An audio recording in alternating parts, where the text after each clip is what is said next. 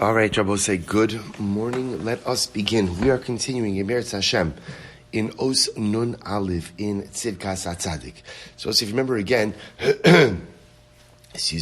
yesterday 2 days ago, we began, or 3 days ago, we began this particular Os, and Rabbi HaTzaddik introduced this fascinating idea, namely that the greatest accomplishment in life is not simply combating the Yetzer Hara. Because if a person combats the Yetzer Hara and even is successful against the Yetzer Hara, but does so on their own without enlisting the help of the Ribono Shel Olam, so Rabbi HaTzaddik called such a success Sheker Achein v'Hevel Hayofi. It's beautiful and it's wonderful, but it's not enduring beauty. And we spoke about the idea that what Rabbi HaTzaddik was really introducing us to is that although sometimes we might have thought that the pinnacle of human accomplishment is to put in hishtadlus and quote-unquote not to bother the Ribono Shel Olam until I've effectively done my part, it turns out that the path to success requires me to invite the Ribono Shel Olam as my partner at the beginning of any life endeavor, including combat against my Yetzer Hara. Because it is only when you invite God as your partner that your success is true success, and that your success has the ability to endure. An incredible yisod. So now Reb Tzaddik gives a couple of examples of this. So we're picking up on page Kuf Chaf Aleph in the Be'orei Chasidus, the left-hand column, bottom of the left-hand column. V'zeh ma shedarshu Chazal ala pasuk b'mishlei, sheker achin v'hevel ayovi, Isha Yiras Hashem Hi Tishalal. Literally again, so we'll say we know what these. So Sheker Achein. So grace is false. Hevel Hayofi. Beauty is vain. Isha Yiras Hashem Tishalal. A woman who fears God, she shall be praised. I want to show you something amazing. In the introduction, we didn't do it inside, but the Gemara Masechah Sanhedrin actually darshans that these three statements refer to three great men. It's interesting. So again, we'll see how this is, but we're going to go through this now. So take a look. He says, Sheker Achein. What does it mean, Sheker Achein? So he says, Merames al nitzchono shel Yosef HaTzaddik b'koach atzmo neged girui eshes Potifar. Page Kuf Chaf Beis. Sheker Achein. That refers to, which literally again, so chen, I don't have the good English word for chen, but I think we normally translate it as favor or grace, right? So sheker achein, so favor, grace is false. That's a reference to Yosef. Yosef in his fight against the seduction of the wife of Potiphar. Page Kuf Chaf Beis. V'nitzachon ze mechuneh rak chen mipnei she'eno yofi gamor. Mishum shelo yatsa naki legamre mechet ze lechalutin. So I will say, this is a very dramatic piece. So the Rebbe says over here that Yosef, now remember again, Yosef's battle, his inner battle against the seduction of the wife of Potiphar is a very big discussion in Chazal. Remember again, based on the pasuk, that the Torah says that Yosef returned home, lasos malachto. Remember again, this was Rashi says on the day when everybody was out by their avodah zarah, right? So Yosef comes back to the house to do his work. So there's a machlokis in the Gemara. What does it mean to do his work? So one opinion says to do his work, his household responsibilities. Others say to do his work, ultimately, again, was a metaphor for the fact that he was actually ready to give in to the seduction of the wife of Potiphar. We read these stories, and sometimes, there's a couple of things. Sometimes when we read about great people, we tend to, let me say differently. One of the beautiful things in Yiddishkeit is we do not deify people. Right? This is why the Torah Kedosha goes out of its way to tell us about the mistakes of great people, right? You think about this. Why does the Torah have to tell us that Moshe Rabbeinu hit the rock?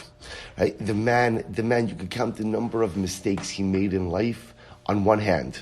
I can't count the number of mistakes I've made since I've woken up on one hand. Right? Yet Moshe Rabbeinu an entire lifetime. So why do you have to tell me this story? Why do you have to tell me this story? And every single person knows that Moshe Rabbeinu hit the rock. Leave the man alone. Just go ahead and say Moshe Rabbeinu was incredible. Something happened. He couldn't go into Eretz Yisrael. It's none of your business, right? What is this? Everything is transparent. We have to know everything. Elamai. So Rabbeinu Shalom understood that the notion of ascribing infallibility to a religious leader is very tempting. Right? It's nice, right? It's nice to say someone's infallible. It's very nice, except it's false. It's fundamentally false. No one is infallible. It's impossible. If you're human, the only source of infallibility in this universe is the Ribbon Shalom. And that's what makes HaKadosh Baruch Hu great. He doesn't make mistakes. But unless you're God, you're going to make mistakes. So it's fascinating. So we have a notion of fallibility, even by the greatest of people. The other piece is, even the greatest tzaddik is a human being. And that's why the Torah Kedosha often tells us about their struggles. The struggles of Yosef HaTzaddik with Eshes Potifar, I think that this is the kind of nisayon that 99.999% of people would fail. For one simple reason. There's a beautiful, attractive woman actively trying to seduce you every single day. Every single day. Right? The Gemara says she would change her clothing multiple times throughout the day in order to look more beautiful. Remember, that by itself is an awesome, overwhelming challenge. Couple that with the fact that Yosef has no one. This ability to enter into this illicit relationship gives him a relationship with someone. His own family rejected him. He's still the Hebrew servant. He's still the Hebrew slave. He has nothing. He literally, from a relationship perspective. So besides the carnal desire that's constantly being the opportunity, the illicit opportunity that's constantly being put in front of him, the ability to forge a relationship with another human being, especially an influential woman. But Yosef stands up, will say every single day, this is happening to him. But yet Yosef manages to go ahead and overcome the desire, which also I think is probably one, from just a personal struggle perspective, probably one of the most awesome stories in I was going to say Tanakh, in the entire world, in the entire universe, in the entire history of man, we're talking about dealing with personal struggles. So it's interesting, yet the Gemara says that Yosef is called Sheker Hachaim. Yosef's Sheker Hachaim? I don't understand. It's the pinnacle of human accomplishment, what he did. Yet the Gemara says Sheker Hachaim, which means, remember again, it's called HaTzaddik.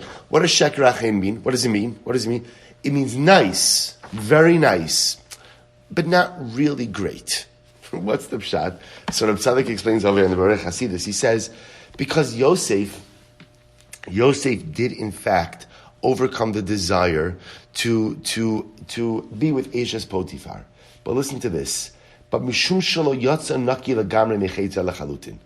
he did not escape the clutches of sin in totality.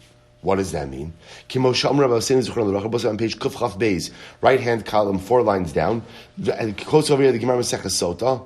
Al Yosef ba'osa ma'isa shel Eshes Potifar sheyatzu tipin shel shichvas zera mibein tziparnei yadav. So the Gemara gives an interesting lashon over here, which literally means droplets of shichvas zera, droplets of semen emerged from his fingertips. So to give you the rest of the context in this Gemara, the Gemara says that he was ready to sin with Eshes Potifar. Remember, again, if you go with the approach that Vayavo habayisa lasos malachto, that he came back to the house to go ahead and do his work, is a metaphor for the fact that he was ready to give in to his desires. So the Gemara records 2 interesting ideas. That Naas Siparnav Bekarka, he plunged his fingers into the earth, which almost sounds like what he did is he did something like physically painful in order to go ahead and remove the desire. And the Gemara says, the Yatsa Shich Vazera in pain Siparna Yadav, and semen came out of his finger. So Bipashtos, what it means is that Yosef experienced some type of Hotzas Zera. he experienced some type of seminal emission as a result of the desire to be with Eishes Potifar. Somehow there was something happened, that there was some type of release of desire from Yosef. The point that Reb Tzaddik is making over here is that Yosef escapes the clutches of the sin. He doesn't sin with Eishes Potifar. But lo yatsa naki legamre lechalutin. He doesn't emerge from sin without something, right? He wasn't totally cleansed of sin. And again, Reb Tzaddik goes on and he says, "Lachay nikra v'nechshav nitzachon zeh al yitzahara ki nitzachon shal sheker me'achar shafilu az lo hayaz nitzachon gamra muchla nege yitzahara v'zeh mishum shi efshar b'koach anosh l'natzol gamra." So we'll have to stop over here. I'll tell you, it's a dramatic piece. So Reb Tzaddik says, so why is that? Why is that? How can it be that a young man like Yosef would assert the most dramatic self-control? Right? Again, like I said, I really think that 99.999% of people would fail this nisayon. A beautiful woman trying to seduce you each and every day. You are alone in a foreign land, rejected by your family. I think if any person is honest with themselves, there is no way that a person would reject the advances of this woman. Yet he does so. And yet Reb Tzaddik calls it, or the Gemara calls it, Sheker Achim. It's nice, but Sheker Achim. Reb Tzaddik says, and we'll have to stop here, Reb Tzaddik says, because Yosef didn't enlist the help of the Ribono Shel Olam to combat this Yetzer Hara. In other words, he did a great job, but he assumed that the only way to combat this Yetzer Hara is on his own. He didn't enlist the help of the Ribono Shel Olam. And I will say this goes back to Reb Tzaddik's central theme, that when you go out to battle against the Yetzer Hara, never think for a moment you could do it on your own. We're going to see this. It's Yisro Shel Adam Mischadei Shalav Miskabrava B'chol Yom. I need HaKadosh Baruch Hu's help. I need God's assistance for anything and everything. Which is why even when I go out to battle against the Yetzer Hara, the first step in that battle is to invite the Ribono Shel Olam to join me on that mission. And if I don't enlist the help of HaKadosh Baruch Hu, even if I'm successful, my success ultimately is going to be limited. All right, so we'll stop over here. We'll pick up Emir Hashem with the rest of this tomorrow. Good morning, Ellen. What happened? How's everything? Hey, thank you.